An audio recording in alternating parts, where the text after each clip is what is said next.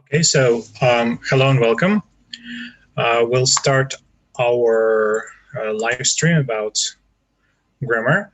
So can I ask you to put a plus in the chat box if you can hear me and if you can see the presentation. So today we'll talk about grammar structures that can be used in IELTS. So those will be complex structures or complex sentences. Then we'll also talk about grammar, and we'll also talk about inversion, and then I will tell you how to use various advanced grammar structures in any IELTS speaking test. So also during the live stream today, you can ask me any questions in the chat box. So from time to time, I will be looking at the chat box. Now I see there are, yeah, okay, Mikhail, I can see your plus. There is a delay of about 30 seconds, so I don't see your commentaries immediately. So I might not react immediately. But you can write, and you can write any questions, and you can also answer my questions. So then we'll interact this way. Okay, so without further ado, let's start the ball rolling. If you know the evaluation criteria, both for speaking and writing, you know that one of the differences between Band 6 and Band 7 is that you use a range of complex grammar structures, okay? And if you score Band 6, it means in grammar, both in speaking and in writing, it means that you use a mix of complex and grammar structures, complex and simple grammar structures. So what would be simple structures? So I hope you can see that here in the presentation. A simple sentence, it's something that has one idea. For example, London is the capital of Great Britain, or I speak English very well. This is a simple sentence. It has one subject and one predicate. So like a noun, like a London, and a verb is, or a pronoun like I, and verb like speak. Okay, so this is called a simple sentence. And if you write everything in simple sentences, or if there is a tendency to use only simple sentences, then your score will not be very high. I mean, in grammar, in grammatical range and accuracy, even if everything is correct. Okay, or you can say, I get up at 7 o'clock almost every morning. It's also a simple sentence. There's just one idea, even though that's quite long, but still this is what is called a simple sentence. Now there is also a compound sentence. There is one idea plus one idea. For example, you can say London is the capital of Great Britain and Moscow is the capital of Russia. Okay, it's not a simple sentence, it's a compound one. These two ideas are connected with a conjunction. So, and the conjunctions that you typically use for compound sentences are and, for, yet, but, so, or, nor. So these are the conjunctions. Okay, so Anna, hello, I can also see your smile here. Okay, but what we need to strive for, these are complex sentences. Okay, and complex sentences, they are sentences that connect two or more ideas. Okay, and very often you will use some of these words in your sentences. So these are the conjunctions that you typically use. If you want to score a 7 in your writing, as well as in your speaking, one of the requirements, so this is a necessary requirement, it's not sufficient to score a 7 in grammar, but this is really essential. You need to use a variety of these structures. So you need to use at least 5 of these types of complex sentences in your essays. So these are like, after I do something else, although some people believe or others believe. So even though something, or despite, in order that, provided that, unless, whether, and so on. So complex sentence has 2 or more ideas, and it has two subjects and 2 predicates. Okay. So, and a complex sentence coordinates 2 or more ideas into a single sentence. So for example, with while, there is a contrast. While our modern societies have indeed excelled in both technology and science, I wholeheartedly believe that ancient civilizations achieved remarkable progress in their own ways. Okay, so this is a complex sentence because it has what is called a subordinate clause and the main clause. But compare these two sentences. They're also perfectly correct, but they're not complex. And you will not score high if you write in such sentences like, our modern societies have indeed excelled in both technology and science, or ancient civilizations achieved remarkable progress in their own ways. So these sentences are quite simple.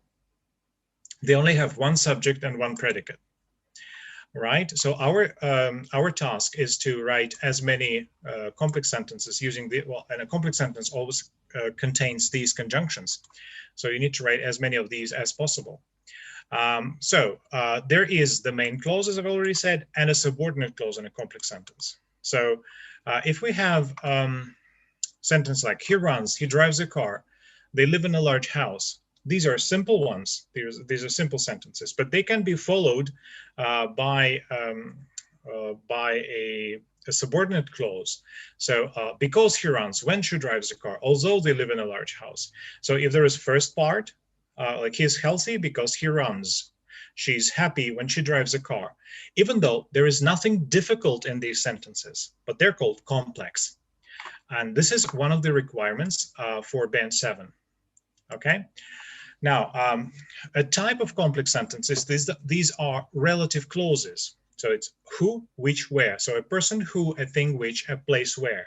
So a person who runs, a car which he drives, a place where they live, something like this. And then there'll be another verb and you'll continue the sentence. So to sum up, a complex sentence contains a language chunk that starts with a subordinating conjunction and a relative pronoun. Well, either a subordinating conjunction or a relative pronoun. Okay. Now let's try to practice. Okay. So let's try to practice writing complex sentences. Now, in the chat box, could you please try to write 3 complex sentences based on a prompt? So these sentences, So these sentences, they should contain although, so that, or because. Okay, so that will be a clause of concession, a complex sentence of concession. So then there is also a clause of purpose, a complex sentence of purpose, and a complex sentence of reason. So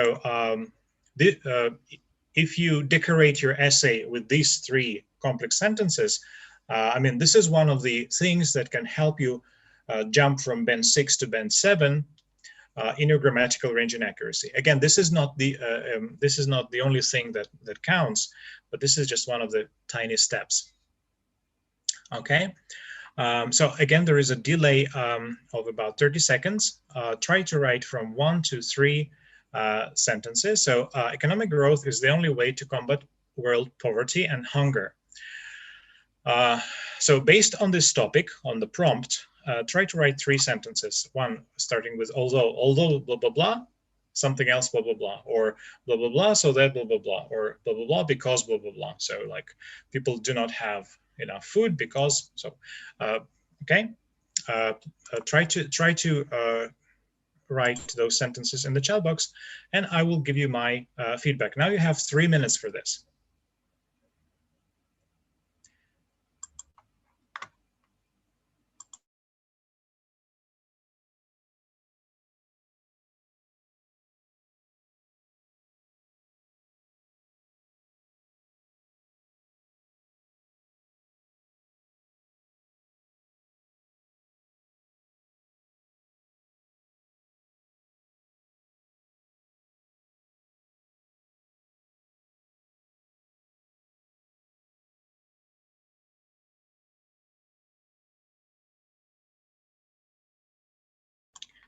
Okay, so in the meantime, I will show you my examples. Okay, so although poverty and hunger are known to be sensitive issues across countries and nations, I'm utterly convinced that economic growth is a viable solution to alleviate the aforementioned problems. Okay, this is one of the examples. So, and you can see that Poverty and hunger, that's the subject, are known to be sensitive issues. That's the, well, or are, just are. That's the predicate. I, that's just one subject. I'm convinced that the second one. There's also, within this sentence, there's also a relative clause. So it's like a complex sentence, which is fine. And the main clause and the subordinate clause are connected with the conjunction although, right? Then another example. It is high time the authorities paid more attention to the economic growth of the country so that these burning issues could be mitigated. Okay, to alleviate means like to improve the situation, to solve the problem. To mitigate also means to solve the problem. So these are also nice lexical items. We're not talking about this today, but you can also use them. I don't see any commentaries in the chat box. So if there are any, then please feel free to write. Even if you're watching with a delay, you can write them later. If you're watching even if you're watching the recording after we finish, you can also write your sentences in the commentaries. Okay, I'll give you my feedback on them. Now, yeah, there's another example of a complex sentence. It is high time the authorities paid more attention. If you know what the name of this construction, it is high time somebody did something, please write it in the chat box, what this construction is called. There is an opinion that it is high time somebody did something is a bit too emotional, so to say, for an essay. However, well, all emphatic constructions are, they emphasize something. So, well, it's just a matter of opinion of your examiner. You might be, if you come across, if your essay is checked by a strict examiner, then it might be like stylistically, it might be not really appropriate. But still, this is a good construction. For speaking, that's 100%. For writing, I would still use it personally. Now, another example, so with because, based on this prompt, is economic development seems to be of the utmost importance because it enables the government to tackle the issues of poverty and famine. Okay, so I don't see any sentences in the chat box. Well, if you want to write any, then just do this at any time during the live stream today, and I will give you my feedback. Okay, so I see there are 10 people watching now. Yes, Annette, I can see your plus. Probably that's it means that you can hear me, and you're probably 15 minutes behind. But that's okay. So right. Now, there are also passive sentences. So what you can use to increase your score in grammar, these are passive sentences. So, for example, the government should tax sugary drinks, and based on this prompt, you can write something like, food scientists know that sugary drinks are addictive, but you can write it in passive. It will be more formal. It will be more appropriate for academic style, and you can say sugary drinks are known to be addictive. Okay, so now rhetorical questions. The government should tax sugary drinks. However, would a sugary tax really work?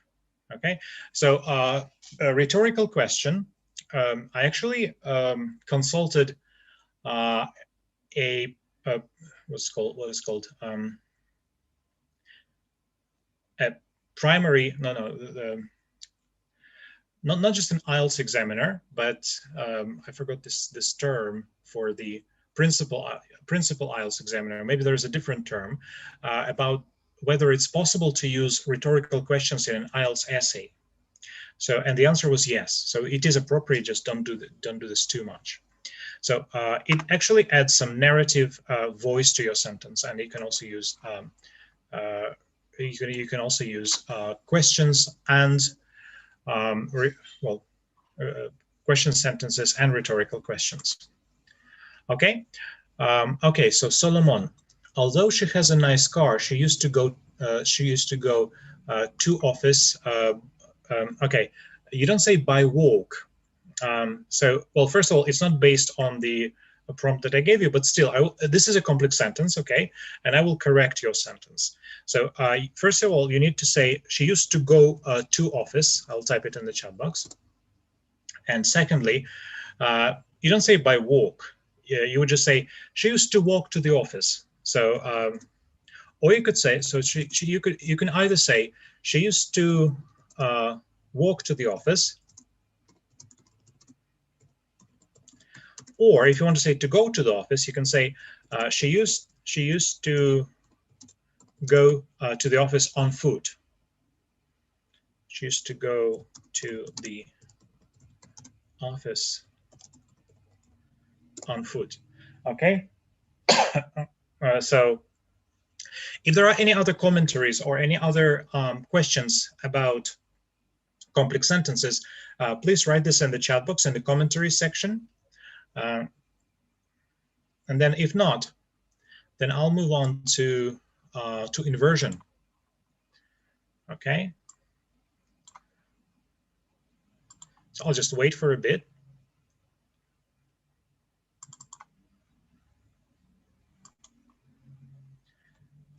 Right.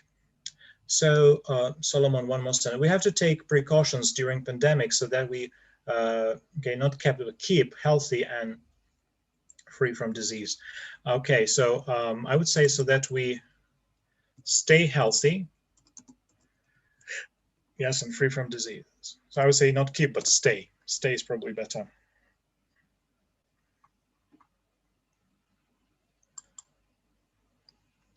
Okay, good. Thank you. Now, the next thing, again, if there are more commentaries, I'll read them just a bit later. Now, another thing that I'd like to discuss today, that's inversion. So for the examiner, well, an IELTS examiner, this is a person who has an internationally recognized teaching qualification, such as CELTA or something like this, and has at least 3 years teaching experience. So this person knows that you study inversion at C1 advanced level. You don't study inversion at upper intermediate level. Well, this is how all international course books work. But this construction is not very difficult. So you can actually master it even if you're intermediate or upper intermediate. And if you use it correctly, this will increase your score. I mean, well, it's just one of the small steps that can help you increase your score. Okay. Now, inversion is one of yes. So to sum up, this is one of the constructions that signals that you are at a really advanced level, and it is used in advanced certificate exams such as CAE, CPE, or IELTS, and it is often used in formal writing. So it's more common for formal writing than for speaking, but you can take advantage of the inversion structures in both in your IELTS speaking and in your IELTS writing. Okay. Okay, so Anna, your sentence. Although economic growth in developed countries, a lot of people still live under the line of poverty. Okay, so although economic growth, you need a verb in the first part with although. So although developed countries are economically, no, although there is some economic growth in developed countries, comma, a lot of people still live, I would say, behind the poverty line. Yes. Okay, good. So coming back to inversion. Here's an example. I didn't know anything about him. And then there is the word little. So try to make well, I will explain to you what inversion is just after we do the first example. So try to start your sentence with little and try to write the same.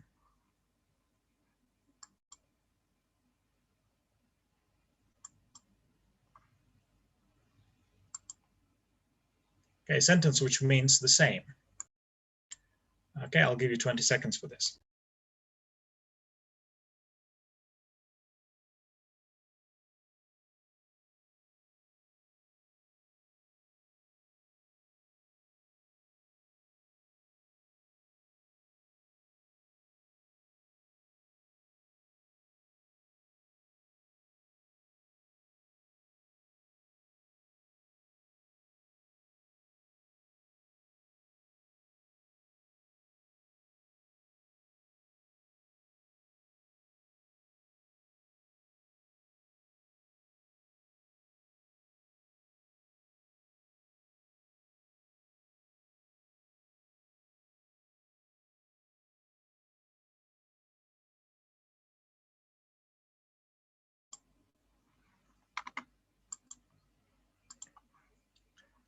Okay, so the answer to this sentence will be the following. Little did I know about him. Now look at this. Did I know? What's unusual about this about the structure? Here you can see that before the subject I, you use the verb, the auxiliary verb. So the word order is like in a question. Little did I know. So inversion, this is when you put the verb, or maybe only the help verb, the auxiliary verb, before the subject. Okay, and you use this construction after some after some special words, and we will discuss these special words in a minute. So little did I know about him. Now, where can you use this construction in IELTS? Now, imagine you have speaking part 2, you tell a story, some kind of a story, and then you mention some surprising fact that you didn't know about it, but you found out during this event that you're describing. And you can say, well, little did I know that, and you don't actually have to form the inversion because it's already here. You can use it as a chunk, as a ready sentence, as a ready part of a sentence. Okay, so little did I know that, plus some interesting fact or surprising fact. People don't usually speak like that in real life. So they don't usually say, little did I know. But in IELTS you can, because you need to demonstrate a range of grammar structures, right? And inversion is one of them. A couple of inversions will decorate your answer. Okay, so there are specific words which, when they're placed in the beginning of the sentence or the beginning of the clause, they require the inversion of the verb that is being used. So did I know, like little did I know, this is the word order like in a question. Okay. Okay, now I see Anna's commentary. Little things that I know about him. Your sentence does not have a little things. You need just direct word order here. I know just a few things about him. And it will not become inversion. Now, Mikhail, little did I know, you don't need to say anything because you say little. But if you just take away the word anything, your sentence will be correct. So little did I know about him. Okay. Right. So yes, and the word order sounds like in a question. Like I knew little about him, or I knew not much about him. And then little did I know about him. So you emphasize what is really important. Okay. Now here's another example. If you put never in the beginning of the sentence, then you also need to use inversion. For example, instead of I have never been to London, if you want to emphasize this never, you can say never have I been to London. Okay. So please try to paraphrase this sentence. This is the most interesting book I have ever read. So you put never in the beginning of the sentence and try to use inversion.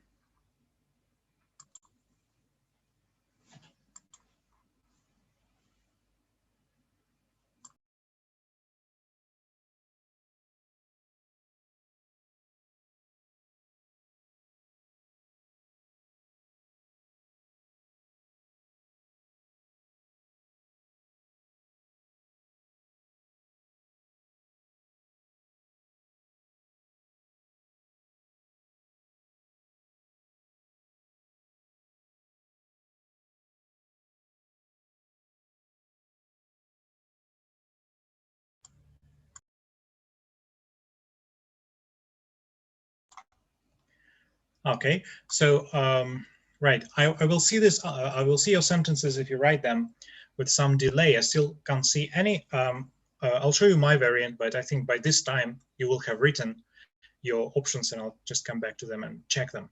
So the answer here would be, never have I read a more interesting book. Okay, so this is the most interesting book I have ever read. This is already a complex sentence, but you can also include inversion. Never have I read a more interesting book. Okay, so One of the words that you use inversion with, it's little. Little did I know. Never. Never have I done something. So that's another way how you can use inversion. Okay. Now, it's quite rare for you to come on time. Now, if you put rarely or seldom in the beginning of the sentence, you can also use inversion. Okay, try to paraphrase this sentence using inversion.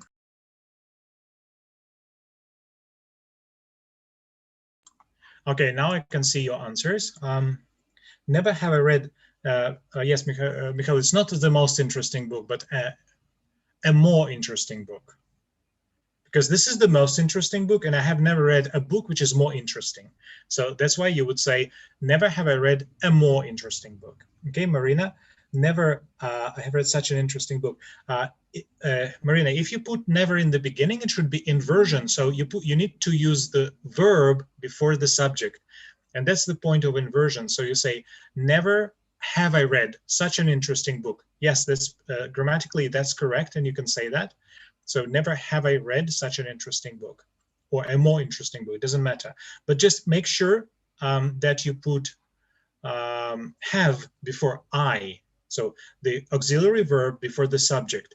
And then this is how you form inversion. So otherwise it's not inversion. And it wouldn't be correct if you put never in the beginning of the sentence, and if you have direct word order like I have, this will be a mistake. But if you say never have I, then it will be correct. And it will be an advanced structure. So on the never have such an interesting book to read, it means never read this book. It's like an imperative. But you also need the subject. Never have I read such an interesting book. That would be inversion. Okay. So Solomon, never have I read. You don't have I, and this should be after the auxiliary verb. Okay, so now you probably see the next one. It's quite rare for you to come on time. Okay, so rarely, don't forget there's auxiliary verb after rarely, then subject. So it's okay, let me type this.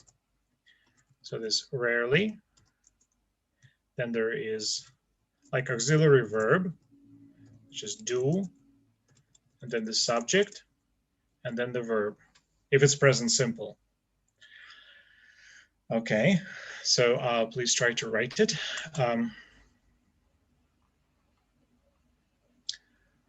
Seldom have you come on time. If you're talking about in present simple, in present perfect, if you're talking about results, like seldom have you, you have done this very rarely, then you could say that, but the original sentence is in present simple. It's just a fact. So you could say that, but if you paraphrase the original sentence, it should be also in present simple. But your idea is okay.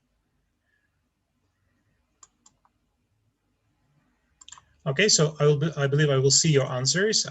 There is a delay of 30 seconds, so by the time you see my answers, you'll probably have written your sentences already. So you can say, rarely do you come on time. So it's quite rare that for you to come on time, and you say, rarely do you come on time.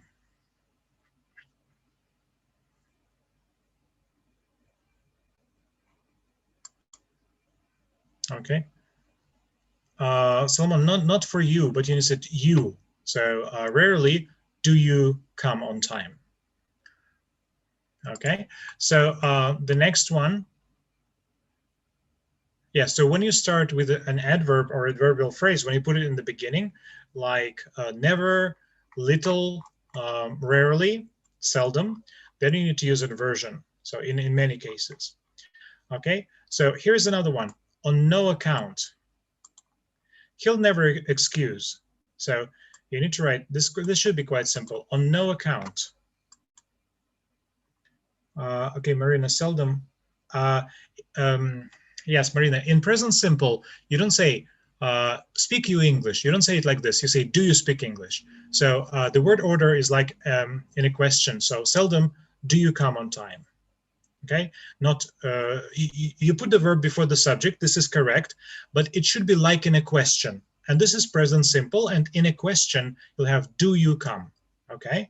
Now, Anna, your sentence is correct. Rarely do you come on time. So rarely or seldom. Okay. Now you have 30 seconds to write he'll never excuse, or on no account.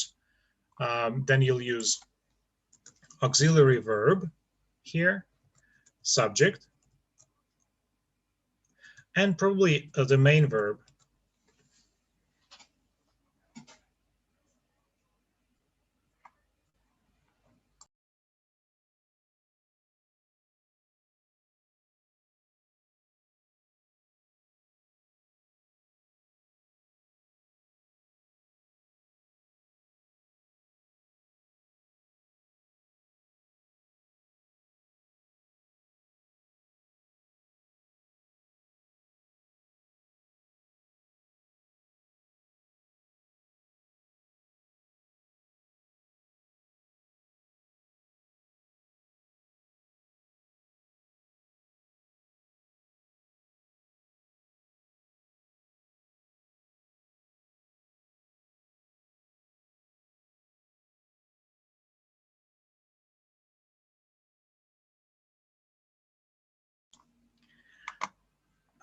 Okay, so I can see Anna's answer.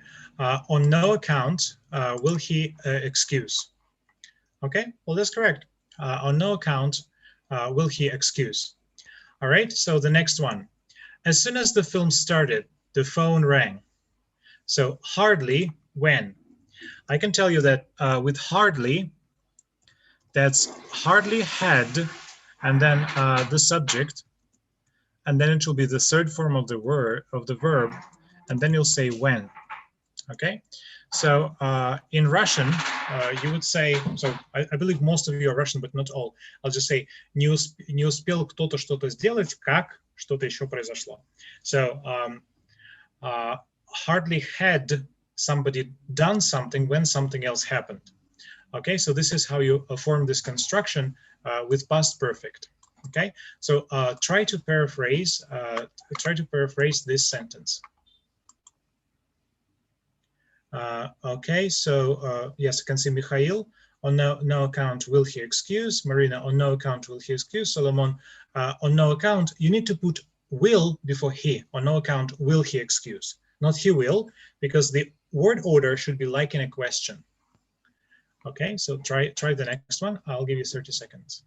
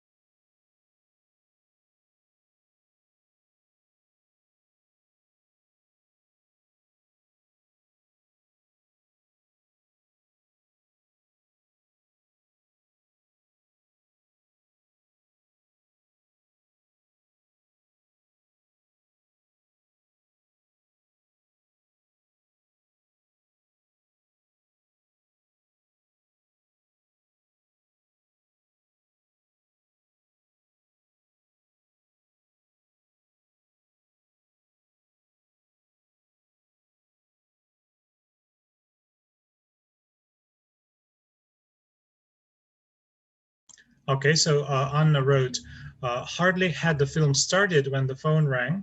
Okay, brilliant. So hardly had the film started when the phone rang. This is correct. Okay, and this is also a construction so that you can use in speaking part 2. So you tell a story, and you can say, well, for example, I was walking, I left my hotel, and then I took a bus to get somewhere. But another way to say that is hardly had I left the hotel when I took the bus, when the bus immediately came up to the bus station. Okay, so when there is a short period of time between one action and the second one, you can use this. It's very easy to find a way. So if you don't use little did I know with a surprising fact, then you could say hardly had something happened when something else happened. Okay. Okay, so Marina, hardly had the film started when the phone rang. Okay. Now, Solomon, hardly had the phone rang when the film started. Well, theoretically you can say that, but the sentence said, as soon as the film started, this is the first action, the phone rang. You do it the other way around, but, well, it is possible, it's just not the paraphrase for the original sentence. Okay. Now, another, a synonym for hardly would be scarcely. So as soon as I opened the door, I saw the thief. The construction is the same as, scarcely, or you can say hardly. It's same meaning, same type of a construct. Oh, same meaning, same type of construction. And you also say scarcely had something happened when something else happened. Okay, so please try to paraphrase. As soon as I opened the door, I saw the thief.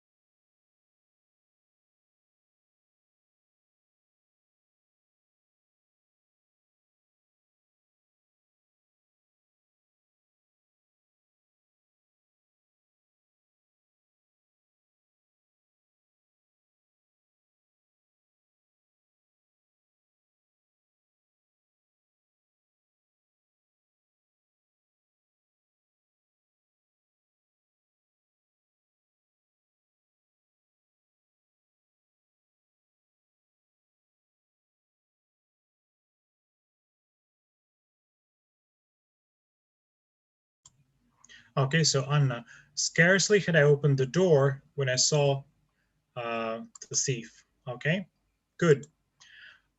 So scarcely had I opened the door when I saw the thief. Okay, so the next one. The next construction is has the same meaning as hardly or scarcely, but it's no sooner. So, but please pay attention. Hardly had we done something when, scarcely had we done something when, but no sooner had we done something then. It's not when, it's then. Okay, it's also no sooner had somebody, so this is like subject, and the third form of the verb, but then it's not when, it's then. Okay, please pay attention to this.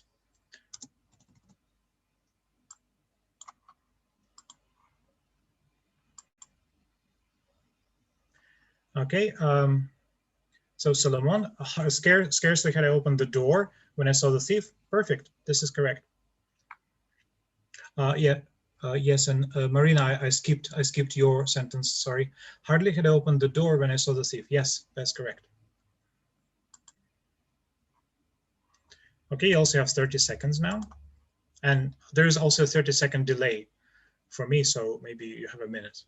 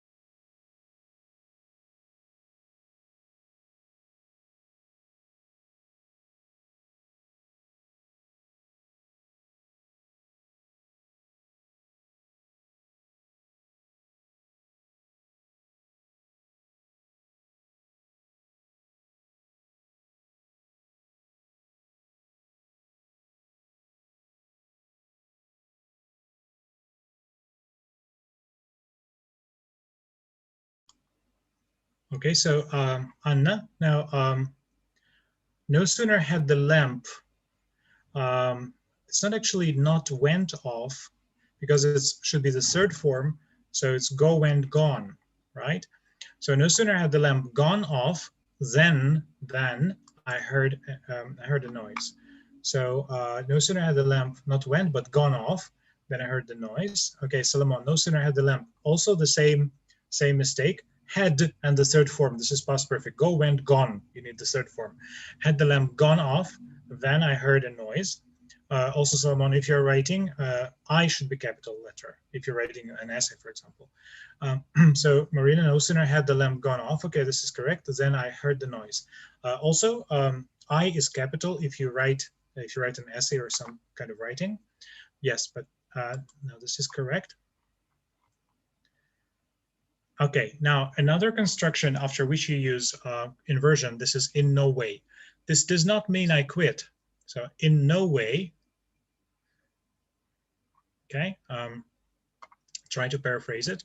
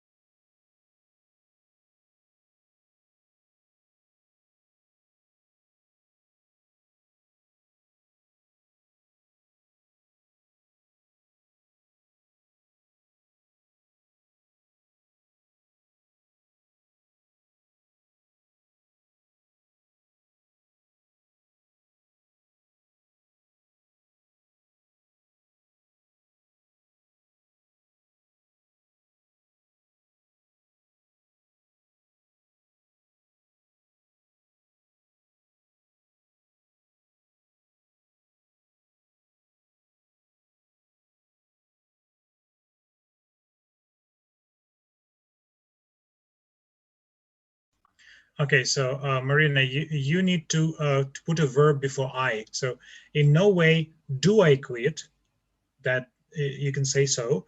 Or Anna, in no way does it mean I quit. You don't need to say not. In no way does it mean I quit. There are too many. No way not quit, that's too much. In no way does it mean I quit. Okay, or in no way do I quit. Slama, you cannot say this means. There should be a verb before this. So you can say not only does this mean I quit, or not only in no way do I quit. Okay, so in no way does this mean I quit. Yeah, I'll just copy this in the chat box. This one is tricky. Okay. Now he never asked me for advice. You can, of course, you can say never has he asked me, or never did he ask me for advice, if it's in past. So at no time. So try to paraphrase this. This will be our last inversion.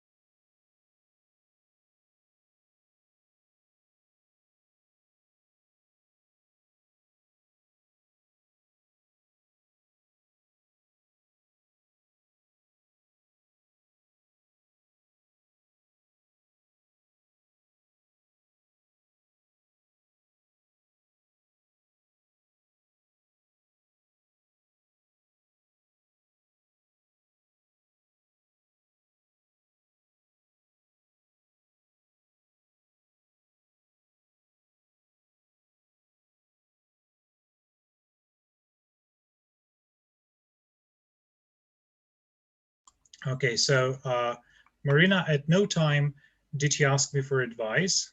Okay, good. Oh, I didn't write the correct answer here. So yes, right, at no time did he ask me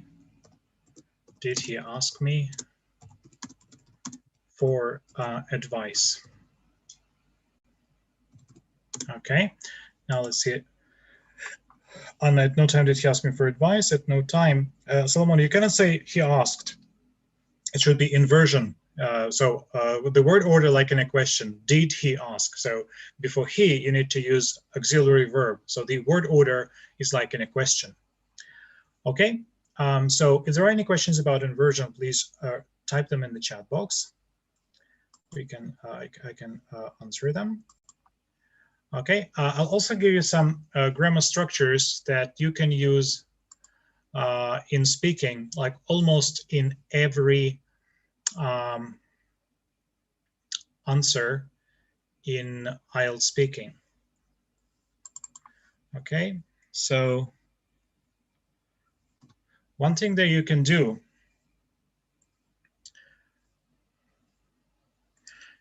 you can say, so when you start your part 2 speaking topic, you can use present perfect passive. Well, tenses do not, and also passive tenses, they don't really give you, well, so much. But at least it's something. It's you stop using only present simple and past simple, because some candidates, they tend to use like present simple, past simple, and there is no variety of tenses. So a variety of tenses won't take you as won't give you a score as high as 7, but this is one of the requirements for Band 6, let's say. So I've been asked to talk about. This is how you can start your part 2 monologue. Instead of I'd like to tell you, you can say I've been asked to talk about. This is present perfect passive. I'm sure you won't use present perfect passive in the rest of your answer. So here's a chance to demonstrate that you know this construction. And then you can say, well, for example, they want you to tell, the examiner wants you to tell him or her about, well, let's say a journey that you made, or a good journey or a bad journey. Like, I've been asked to talk about a journey that I made, and the trip I can't help telling you about is, and then you paraphrase it, and then you say what kind of trip it was. So can't help telling you about it. This is also quite an advanced construction with gerund. I can't help telling you. So I really need to tell you, and there is no other choice but to tell you. I can't help but tell you. Okay, so this is how you can start your sentence. And then you can also say when this happened, but instead of saying it was 2 weeks ago or it was last year, you can use modal verb with perfective infinitive. It must have been around a fortnight ago. Fortnight, that's 2 weeks. So it's also an advanced lexical item. You can kill 2 birds with 1 stone by using an advanced grammar structure and using an advanced lexical item. So it must have been around a fortnight ago, or it must have been around a year ago. Must have been means that you are almost sure, but not exactly. So you're not sure, maybe 2 weeks, maybe 3 weeks ago. So must have been. This is modal verb with perfect infinitive. Okay, so and you can start almost any part 2 speaking with this. I've been asked to talk about a journey that I had, and the trip I can't help telling you about is my honeymoon in Venice. So it must have been around 2 years ago, right? You've already used 3 constructions. Now, and of course you can use inversion. Well, little did I know that prices for hotels in Venice were so exorbitant, right? So some surprising fact.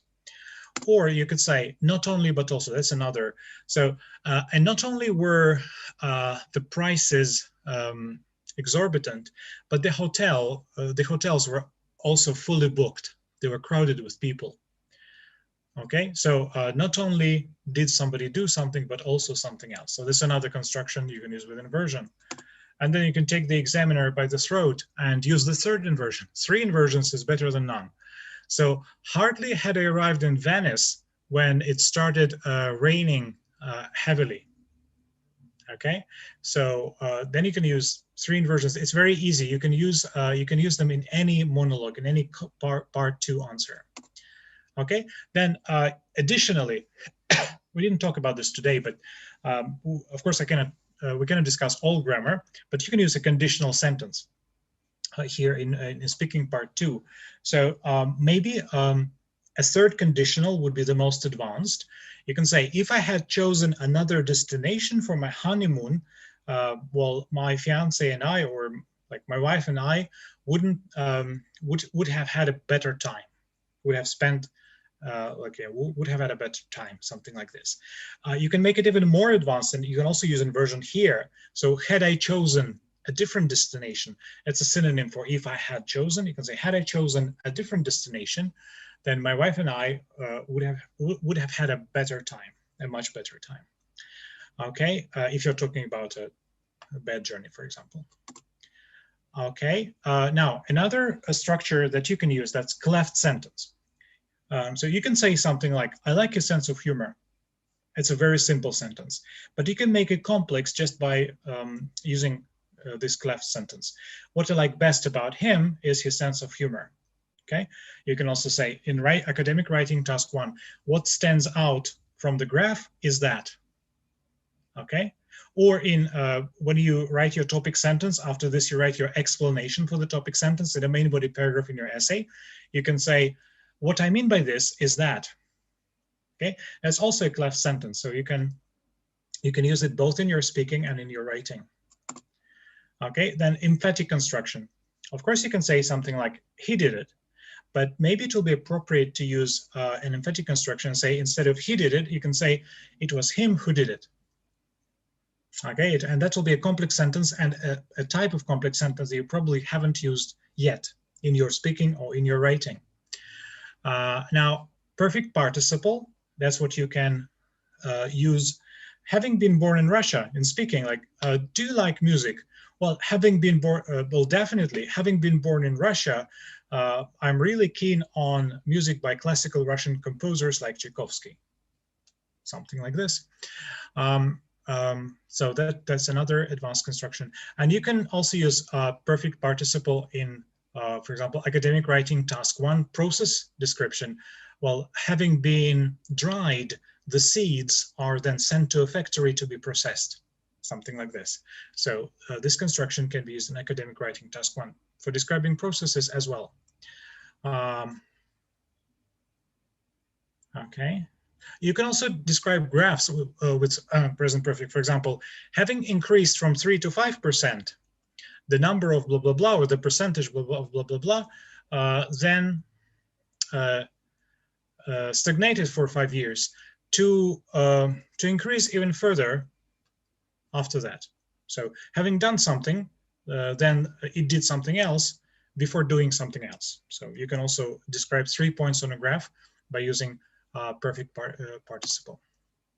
Okay, good. Now, let me see if there are commentaries, because I was showing my presentation, so I couldn't see. Yeah, I see there are no commentaries. So, well, basically that's what I wanted to tell you. Now, if there are any questions, I will wait for a minute. If there are any questions, please type them in the chat box. I would also be interested to know what you would like to discuss next time. So if you have any preferences, if you have any topics that you want me to cover during one of the next live streams, just type them in the chat box now or in the commentaries to this video. So I read all the commentaries, and then there is some topic you're interested in, I'll be happy to discuss it. Okay, so if there are any questions, I'll just wait for a couple minutes here for your questions or anything. And if there are no more questions, then thank you all for participation, and see you in the next stream.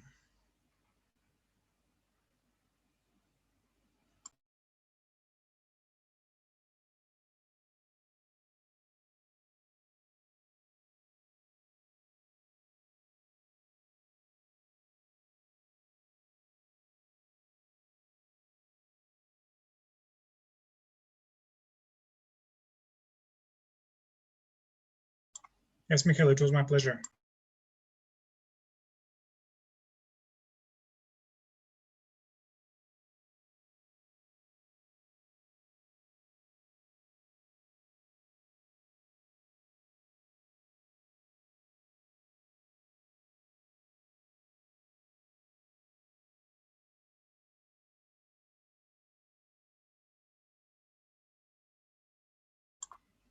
Maria, you're welcome.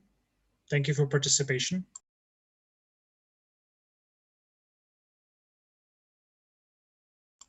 Yes, Anna, thank you too.